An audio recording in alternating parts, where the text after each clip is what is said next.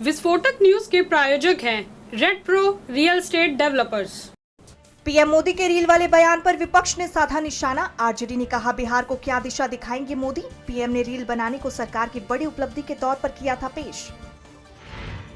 Vote चोरी पर बड़े खेल का हुआ पर्दाफाश। आलंद के अलावा कुलबर्गी में हुई हेराफेरी। 35,000 नामों के साथ हुई हेरफेर। एसआईटी जांच में हुआ बड़ा खुलासा।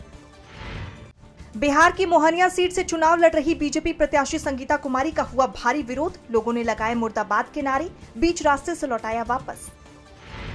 ऑस्ट्रेलियाई महिला क्रिकेटरों के साथ हुई छेड़छाड़ पर तेज हुई सियासत। कांग्रेस नेता सुरेंद्र राजपूत ने बीजेपी की मानसिकता पर उठाए सवाल। बीजेपी नेता कैलाश विजयवर्गीय ने कहा था, महिला क्रिकेटरों को ज्यादा सावधान रहना चाहिए था। जस्टिस सूर्यकांत होंगे देश के अगले मुख्य न्यायाधीश। सीजेआई बीआर गवई ने केंद्र सरकार से की सिफारिश, 24 नवंबर से संभालेंगे कार्यभार।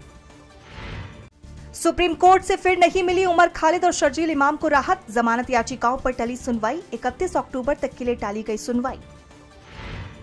आवारा कुत्तों की समस्या पर हलफनामा नहीं देने से भड़का सुप्रीम कोर्ट। मुख्य सचिवों को पेश होने का दिया आदेश। कई राज्यों और केंद्र शासित प्रदेशों ने नहीं दिए हैं हलफनामे। डिजिटल अरेस्ट स्कैम को लेकर सुप्रीम कोर्ट ने जताई चिंता। कहा, सीबीआई करे डिजिटल अरेस्ट के सभी मामलों की जांच, हम खुद करेंगे निगरानी। तेजी से बढ़ रहा साइक्लोन मोंथा। आईएमडी ने जारी किया अलर्ट। 28 अक्टूबर को दक्षिण राज्यों में हो सकती है भारी बारिश। गजा में किन देशों के सैनिक रखेंगे कदम, ये हम तय करेंगे। इजरायली पीएम नेतन्याहू ने अमेरिका के सामने खींची लकीर। राष्ट्रपति ट्रंप की शांति योजना के तहत होनी है अंतर्राष्ट्रीय सुरक्षा बलों की तैनाती।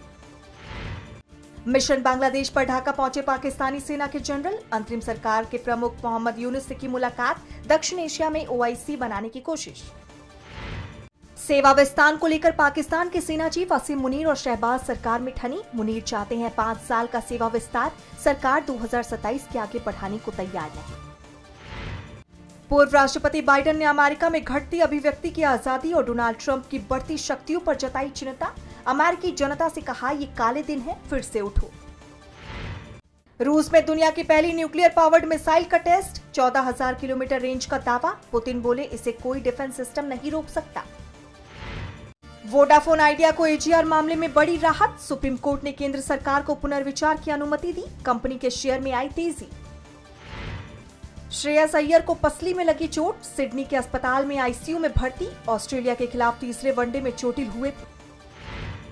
पर्दे पर लौटेगी संजय मिश्रा और नीना गुप्ता की जोड़ी। वध 2 की रिलीज डेट का हुआ ऐलान। 6 फरवरी 2026 को सिनेमा घरों में धूम मचाएगी फिल्म।